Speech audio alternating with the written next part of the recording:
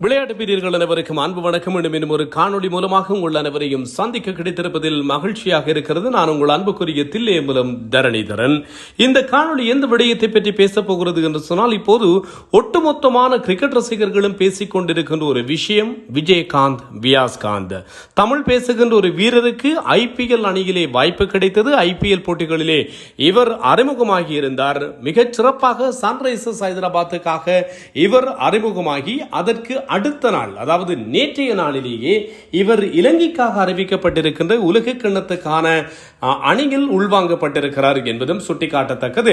Travelling reserve என்கின்ற அடிப்படையில் 4 வீரர்கள் இணைக்கப்பட்டிருக்கிறார்கள். அந்த 4 வீரர்களுக்குள் ஒருவராக விஜயகாந்த் வியாஸ்காந்த் உள்ளடக்கப்பட்டிருக்கிறார். இப்படி ஒரு குறுகிய காலத்துக்குள்ளேயே மிகப்பெரிய ஒரு வளர்ச்சி போக்கிலே சென்று கொண்டிருப்பவர் விஜயகாந்த் வியாஸ்காந்த் என்பதும் ஞாபகப்படுத்தக்கூடிய ஒரு விஷயம். தமிழ் பேசுகின்ற வீரர்கள் பலருக்கும் மிகப்பெரிய ஒரு ரோல் மாடலாகவும் அல்லது ஒரு நம்பிக்கையை கொடுக்கக்கூடிய ஒரு வீரராகவும் விஜயகாந்த் வியாஸ்காந்தினுடைய இந்த பிரவேசம் என்பது அமைந்திருக்கிறது. தமிழ் பேசுகின்ற பகுதிகளிலே கிரிக்கெட்டை ஆடிக்கொண்டிருக்கின்ற வீரர்களுக்கு அடடா, விஜயகாந்த் வியாஸ்காந்துக்கு இப்படி வாய்ப்புகள் வருகின்ற போது எங்களுக்கும் ஏன் வரக்கூடாது என்கின்ற எதிர்பார்ப்புகளை ஈடேற்றக்கூடிய வகையில் எதிர்காலத்திலே நடப்பதற்கான சாத்தியங்கள் இருக்கின்றன. இந்த விஜயகாந்த் வியாஸ்காந்துக்கு ஏற்பட்டிருக்கின்ற இந்த விஷயம் மூலமாக அந்த அளவு தூரம் நம்மவர்களுக்கு நம்பிக்கை கிடைத்திருக்கிறது. இந்த விஜயகாந்த் வியாஸ்காந்த் யாழ்ப்பாணத்திலே அவர் விளையாடி கொண்டிருந்த போது, யாழ்ப்பாணத்தில் இருந்து இந்த கழகமட்ட போட்டிகளிலே, குறிப்பாக லங்கா பிரீமியர் லீக் போட்டிகளிலே அவர் உள்ளிருக்கப்பட்டதுதான் விஜயகாந்த் வியாஸ்காந்தினுடைய இந்தளவு தூரமான வளர்ச்சி போக்கிற்கு மிக பிரதானமான காரணமாக இருக்கின்றிருக்கிறது என்று சொன்னால் அதிலே எதுவிதமான மாற்று கருத்தும் இருக்க முடியாது. உள்ளூரிலே, அதாவது வடக்கு கிழக்கு சார்ந்த பகுதிகளிலே கிரிக்கெட் விளையாடி கொண்டிருக்கின்ற ஒரு வீரர்கள் மேட்டினிலே விளையாடி கொண்டு டர்ஃபுக்கு விளையாட வருகின்ற போது எவ்வளவு தூரம் அவர்கள் சிரமத்தை எதிர்கொள்வார்கள் என்பது நான் சொல்லி உங்களுக்கு புரிய வைக்க வேண்டிய தேவையில்லை. சாதாரணமாக இந்த பாய் விரிப்பு ஆடுகளங்கள் என்று சொல்லி அழைக்கப்படுகின்ற இந்த மேட்டினிலே விளையாடி கொண்டிருந்த விஜயகாந்த் வியாஸ்காந்த் கொஞ்சம் கொஞ்சமாக முன்னேறி டர்ஃப்லே விளையாட பழகி லங்கா பிரீமியர் லீக்கிலே தன்னுடைய அபரிவிதமான திறமைகளை எல்லாம் காட்டி இப்போது இலங்கை தேர்வாளர்களுடைய கவனத்தையும் ஈர்த்து உலக கிண்ணம் என்று சொல்லப்படுகின்ற ஒரு மிகப்பெரிய ஒரு தொடருக்கு அவர் தேர்வு செய்யப்படுகின்ற வரையில் சென்றிருக்கிறார். இது ஒரு மகத்தான வெற்றி. இந்த வெற்றிகளுக்கு பின்னால் யாரெல்லாம் இருக்கிறார்கள் என்று சொல்லி நாங்கள் தேடி பார்ப்பதையும் விட விஜயகாந்த் வியாஸ்காந்தினுடைய கடினமான உழைப்பும் அர்ப்பணிப்பும் இதற்கு பிரதானமான காரணமாக இருந்திருக்கிறது. ஜெஃப்னா ஸ்டாலியன்ஸ் அவரை அடையாளம் கண்டு முதலாவதாக லங்கா பிரீமியர் லீக்குள்ளே கொண்டு வந்தார்கள். ஜெஃப்னா ஸ்டாலியன்ஸுடைய உரிமை பறிக்கப்பட்டு அது லைக்கா குழுமத்திற்கு சென்றதற்கு பின்னர் ஜெஃப்னா கிங்ஸிலே தொடர்ச்சியாக விஜயகாந்த் வியாஸ்காந்த் ஒரு முக்கிய வீரராக பரிணமித்துக் கொண்டிருக்கிறார் என்பதும் ஞாபகப்படுத்தத்தக்கது. இங்கே ஜெஃப்னா ஸ்டாலியன்ஸ், ஜெஃப்னா கிங்ஸ் என்பதை எல்லாம் கடந்து இந்த லங்கா பிரீமியர் லீக்லே ஜெஃப்னா என்று சொல்லி நாமகரணம் இடப்பட்ட இந்த அணியினுடைய முகாமையாளராக தொடர்ச்சியாக பங்களித்து வருபவர் ஹரி வாகீசன். ஹரி வாகீசனுடைய ஒட்டுமொத்தமான அர்ப்பணிப்பும் இதற்கு பின்னால் இருக்கிறது என்பதையும் நாங்கள் மறந்துவிட முடியாது. குறிப்பாக விஜயகாந்த் வியாஸ்காந்தை பொறுத்தவரையில் இவரை கழகமட்ட போட்டிகளிலே விளையாடுவாராக இருந்தால் தான் இலங்கையினுடைய தேர்வாளர்கள் கவனத்தில் கொள்வார்கள் என்பதை அறிந்து தமிழ் யூனியன் அணியிலே சேர்த்துவிட்ட பெருமையும் இவருக்கு இருக்கிறது. இது மாத்திரமல்லாமல் தீசன் விதூசன் என்று சொல்லப்படுகின்ற ஒரு வீரரை மூஸ் கழகத்துக்காக கொழும்புக்கு அழைத்து வந்து மூஸ் கழகத்துக்காக விளையாட செய்து இப்போது தமிழ் யூனியன் இந்த விதுசன் இணைக்கப்பட்டிருக்கிறார். அவரையும் இணைத்துவிட்ட பெருமை இவருக்கு இருக்கிறது. இப்படி ஏராளமானவர்கள் இந்த விஜயகாந்த் வியாஸ்காந்த் விதுசன் போன்றவர்களுடைய பின்புலத்திலே பணியாற்றிக் கொண்டிருக்கிறார்கள் என்பதும் ஞாபகப்படுத்தத்தக்கது. இப்போது எங்களுக்கு இருக்கின்ற மிகப்பெரிய ஒரு தேவை என்னவென்று சொன்னால், விஜயகாந்த் வியாஸ்காந்த் ஜெஃப்னா என்று சொல்லப்படுகின்ற அது ஸ்டாலியன்ஸ் ஆகட்டும் ஜெஃப்னா கிங்ஸ் ஆகட்டும் எல்லாவற்றையும் விட்டு விடுவோம். இந்த ஜெஃப்னா என்று சொல்லி நாமகரணம் இடப்பட்டு LPL விளையாடப்படுகின்ற இந்த ஜெஃப்னா கிங்ஸ் அணியிலே விஜயகாந்த் வியாஸ்காந்த் தொடர்ந்து பயணிக்க வேண்டிய தேவை நமக்கு எல்லோருக்கும் இருக்கிறது. இவரை வேறு அணிகள் கடந்த முறை போன்று தங்கள் அணி வசப்படுத்துவதற்கான வாய்ப்புகளை ஏற்படுத்தினாலும் கூட, அதற்கான முயற்சிகளை ஏற்படுத்தினாலும் கூட, லைக்கா குழுமம் அது ஒரு தமிழர் லைக்கா குழுமம் தமிழருக்கு சொந்தமானது. இது மாத்திரமல்லாமல் அங்கே ஹரி வாகீசன் உள்ளிட்ட பலர் இருக்கிறார்கள். இவர்கள் எல்லோரும் என்ன செய்ய வேண்டும் என்று சொன்னால், இந்த விஜயகாந்த் வியாஸ்காந்த் போன்றவர்களை தொடர்ச்சியாக இவர்கள் ஜெஃப்னா கிங்ஸ் அணியோடு பயணிக்க செய்வதற்கான வாய்ப்புகளை ஏற்படுத்த வேண்டும். கடந்த முறை உங்களுக்கு தெரியும் IPL போட்டிகளிலே பயன்படுத்தப்படுகின்ற இந்த ரைட் டு மேட்ச் என்று சொல்லப்படுகின்ற ஒரு சிஸ்டம் பயன்படுத்தப்பட்டிருந்தது.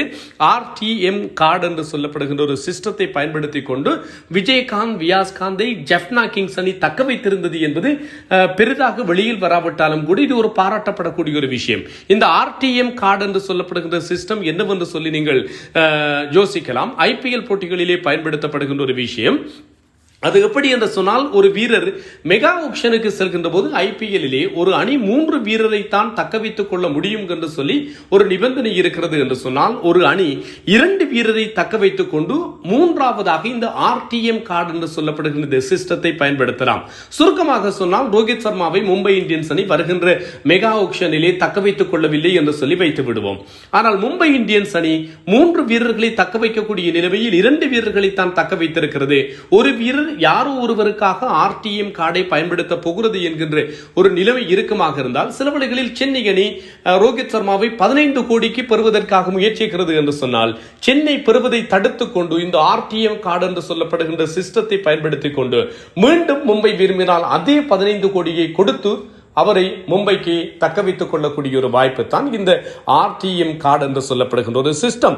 இந்த மாதிரி சிஸ்டம் கடந்த முறை விஜயகாந்த் வியாஸ்காந்துக்கு பயன்படுத்தப்பட்டது என்பது மிக முக்கியமான ஒரு விஷயம். இந்த தம்புள்ள அணி விஜயகாந்த் வியாஸ்காந்தை பெற்றுக்கொள்வதற்காக முயற்சிகளை மேற்கொண்டிருந்த போது அந்த அணியினுடைய முகாமையாளராக அப்போது இருந்த, இப்போதும் அவர்தான் இருக்கிறார்கள் என்று சொல்லி நினைக்கிறேன், ஹரி வாகீசன், இம்முறையும் அவர்தான் செயற்படுவார்கள் என்று சொல்லி நினைக்கிறேன்.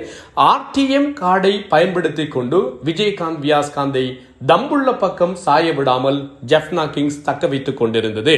இந்த மாதிரி தொடர்ச்சியாக ஜெஃப்னா கிங்ஸோடு பயணிக்க வேண்டிய தேவை விஜயகாந்த் வியாஸ்காந்துக்கு இருக்கிறது. அது மாத்திரமல்லாமல் இந்த லைக்கா குழுமமும் இது போன்று அங்கு இருக்கின்ற ஒரு சில தமிழ் பேசுபவர்களும் இதிலே அக்கறைப்பட வேண்டும் என்பதுதான் ஒட்டுமொத்தமான விளையாட்டு பிரியர்களுடைய விருப்பமாக இருக்கிறது. நாங்கள் ஒட்டுமொத்தமாக எல்லோரும் விஜயகாந்த் வியாஸ்காந்த் இந்த ஜெஃப்னா கிங்ஸோடு பயணிப்பதை உறுதிப்படுத்த வேண்டிய தேவை இருக்கிறது. உங்களுக்கு முன்னர் தெரியும், முன்னர் ஹசரங்கவினுடைய நிழல் பந்து வீச்சாளராகத்தான் விஜயகாந்த் வியாஸ்காந்த் செயற்பட்டிருந்தார். இப்போது ஹசரங்கையில் அவர் பீலாவ் கேண்டி அணிக்கு சென்றிருக்கிறார். அதற்கு பிற்பட்ட காலங்களிலே கடந்த சீசனிலே எல்லாம் பார்த்தீர்கள் என்று சொன்னால், மகேஷ் தீக்ஷணவினுடைய நிழல் பந்து வீச்சாளராகத்தான் விஜயகாந்த் வியாஸ்காந்த் அங்கே செயற்பட்டார். இப்போது விஜயகாந்த் வியாஸ்காந்துக்கு இன்னும் ஒரு அதிர்ஷ்டம் கிடைத்திருக்கிறது. இந்த தீக்ஷணவும் கால் அணிக்கு மாறி இருக்கிறார். ஆக ஹசரங்க இல்லை, தீக்ஷண இல்லை என்று சொல்லி வருகின்ற போது விஜயகாந்த் வியாஸ்காந்த் ஒரு பிரதானமான பந்து வீச்சாளராக இம்முறை லங்கா பிரீமியர் லீக்கிலே மிளிர்வதற்கான வாய்ப்புகள் இருக்கும். விளையாடுகின்ற அத்தனை போட்டிகளிலும் அவர் பங்கேற்பதற்கான வாய்ப்புகளும் அருமையாக காத்திருக்கின்றன. இவை எல்லாவற்றையும் இந்த ஜெஃப்னா கிங்ஸ் நிர்வாகம் பயன்படுத்த வேண்டும் என்பதுதான் எங்கள் கோரிக்கையாக இருக்கிறது. அந்த அணியினுடைய முகாமையாளராக செயற்படுகின்ற ஹரி வாகீசனும் இதிலே கவனத்தில் எடுக்க வேண்டும் என்பதும் கவனமாக இருக்கிறது. விஜயகாந்த் வியாஸ்காந்துக்கு பின்னால் இருந்து தொடர்ச்சியாக ஒத்துழைப்புகளை நல்கிக் கொண்டிருக்கின்றவர் என்கின்ற அடிப்படையில் இந்த விஜயகாந்த் வியாஸ்காந்தை எவ்வாறு வெளி உலகத்துக்கு கொண்டு வந்தோமோ அதே போன்று இன்னும் ஒரு சுழற்பந்து வீச்சாளராக இருக்கின்ற தீசன் விதுசனையும் மெல்ல மெல்ல லங்கா பிரீமியர் லீக் போட்டிகளிலே உள்ளிருக்க வேண்டும். இவ்வாறான விஷயங்களை திட்டமிட்டுக் கொண்டே தொடர்ச்சியாக செயற்படுத்துகின்ற போது தமிழ் பேசுகின்ற பகுதிகளில் இருந்து இன்னும் ஏராளமான தாராளமான வீரர்கள் லங்கா பிரீமியர் லீக்கையும் கடந்து IPL இலங்கை தேசிய குழாம் என்று சொல்லி பயணிக்கக்கூடிய வாய்ப்பு இருக்கும் என்று சொல்லி நம்புகிறேன். லைக்கா குழுமத்தினுடைய உரிமையாளரும் சரி, அங்கே அணியினுடைய முகாமையாளராக பயணித்துக் கொண்டிருக்கின்ற ஹரி பாகிசனும் சரி, இந்த மாதிரியான விஷயங்களிலே அக்கறையோடு செயற்பட வேண்டும்.